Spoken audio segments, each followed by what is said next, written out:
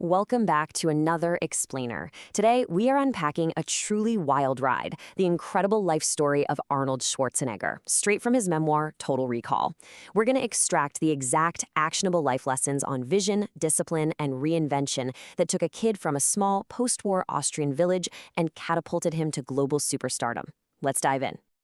Okay, so it all kicks off with this one massive, but honestly, deceptively simple idea. The day has 24 hours. This core philosophy was literally the engine behind Arnold's unbelievable trajectory. It's the belief that absolutely anyone can maximize their potential if they master their daily time management. Arnold didn't just casually pursue his goals. He structured every single waking minute to relentlessly push himself forward. And to understand how he built that kind of drive, we have to look at where it all started. Section 1. The Power of Vision. From Austria to America. Picture this. Growing up in a post-war environment, his father's strict discipline and service on the Hungarian border instilled this deep, deep desire for escape and safety. Arnold found that escape in Graz, at the non-stop Kino Theater. He'd sit there, just totally absorbed, watching newsreels filled with images of American cities, giant cars, and movie stars. America became his compass. It wasn't a concrete business plan yet, right? But it was a deep-seated belief. Fast forward to 1965. While serving his mandatory time in the Austrian army, he had a singular vision: to win the best-built junior athlete of Europe title in Stuttgart. So what did he do? He risked severe military punishment and literally went AWOL just to compete. Well, he won that title. But when he returned to camp, he actually spent 24 hours in confinement in a military prison for that AWOL trip. That number, 24, is so powerful here.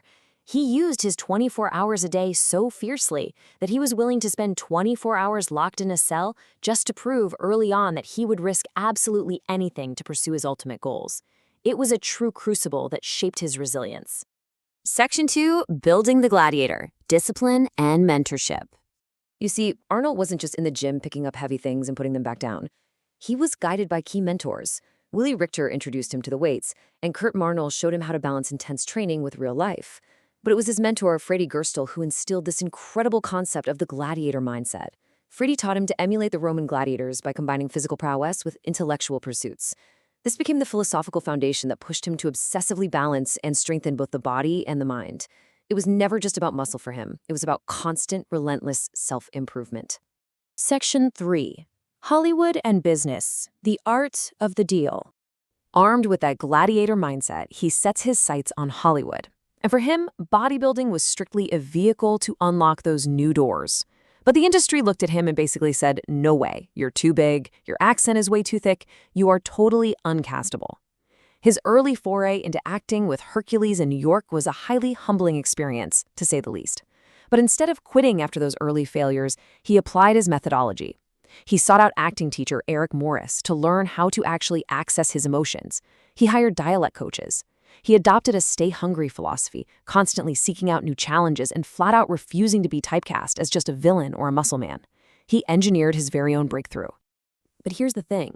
He wasn't just building a movie career. His immense business acumen didn't just magically appear out of nowhere.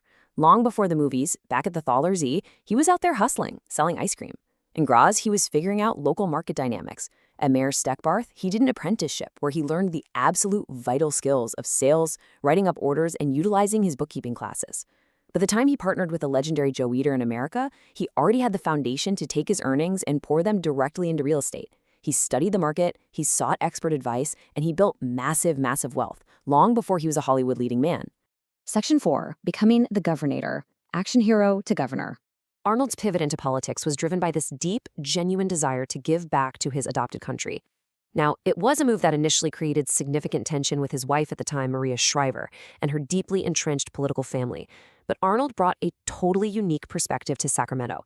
He operated on this fundamental belief that the left and the right don't have a monopoly on conscience.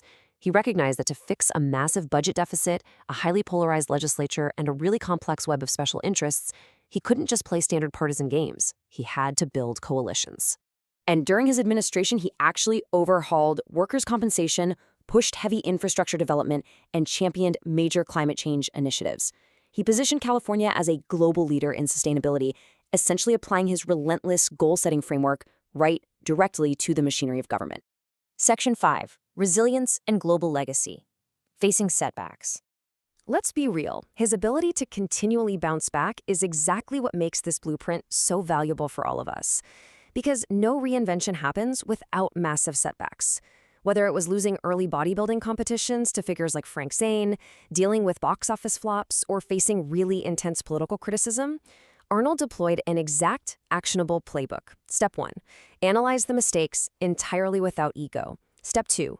Identify the specific areas for improvement. Step 3. Seek out expert advice, just like he did with Joe Whiter or Eric Morris. And Step 4. Adjust the approach and execute. He processed failure methodically, like a machine, and used it to come back stronger every single time. A massive part of that resilience, though, requires intense self-awareness. Arnold operates by the rule that wherever there is smoke, there is fire. In his memoir, he openly acknowledges his past mistakes and the controversies in his personal life. He points out that owning your mistakes rather than hiding from them is the ultimate necessary tool for continuous personal growth. You just cannot reinvent yourself if you are lying to yourself about your starting point. Ultimately, as he matured, his focus shifted entirely from personal triumph to global impact. And this actually wasn't a new development. It was inspired heavily by his early childhood memories. Growing up in a post-war environment, he remembered his family setting up relocation camps. He remembered as a young kid going along with his father's men to help feed soup to displaced refugees. That made a massive impression on him. Today, his legacy extends to advocating for global environmental protection, fitness, and education. He fully recognized the profound responsibility that came with his unbelievable success. Which brings us right back to where we started, looking at this replicable blueprint of relentless reinvention, from a small Austrian village to a bodybuilding stage to Hollywood and all the way to the governor's office. It all comes down to how you manage your most precious resource. So I want to leave you with this final provocative thought to spark your own daily journey toward greatness. You have the exact same amount of time in your day as Arnold Schwarzenegger. How are you going to use your 24 hours?